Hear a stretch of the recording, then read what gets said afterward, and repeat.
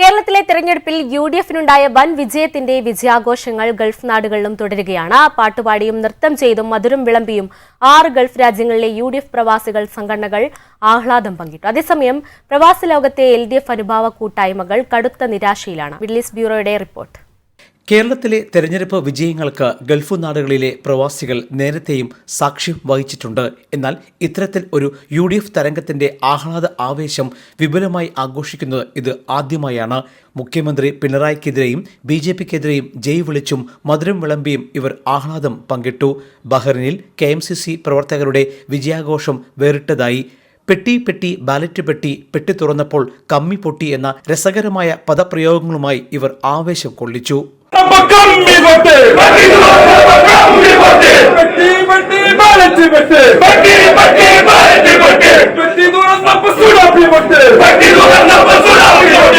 കോൽക്കൊട്ടിയും നൃത്തം ചെയ്തും ഇവർ UDFന്റെ വൻ വിജയം വൻ ആവേശമാക്കി. പ്രായം മറന്നും പ്രവാസികൾ ആഘോഷത്തിന് ചുവടുവച്ചു.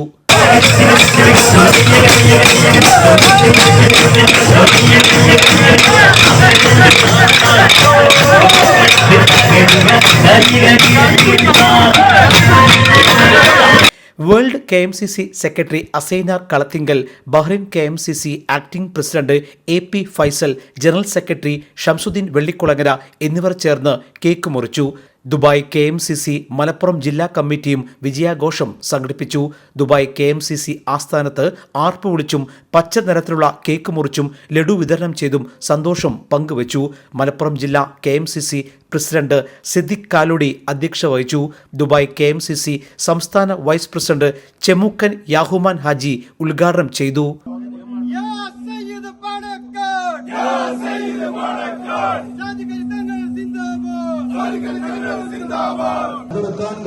ചെങ്കോട്ടകളെ തകർത്ത് ഹരിത പതാക പാറിച്ചു. ആരും തകർക്കില്ല എന്ന അഹങ്കാരപ്പെട്ട ഇടതുപക്ഷക്കാരന്റെ നിരുപെട്ട രാഷ്ട്രീയത്തെ കേരളത്തിന്റെ മണ്ണിൽ നിന്നും 6 മണ്ണിലേക്ക് തുടച്ചു മാറ്റുന്നത്. ഇൻകാസ് അബുദാബിയും UDF വിജയത്തിൽ ആഘോഷ പരിപാടികൾ സംഘടിപ്പിച്ചു. Abu Dhabi acting president Ahammed Vettoor അധ്യക്ഷത വഹിച്ചു. Abu Dhabi Malayali Samajam president Saleem Cherakkal cake മുറിച്ച് ആഘോഷം ഉദ്ഘാടനം ചെയ്തു.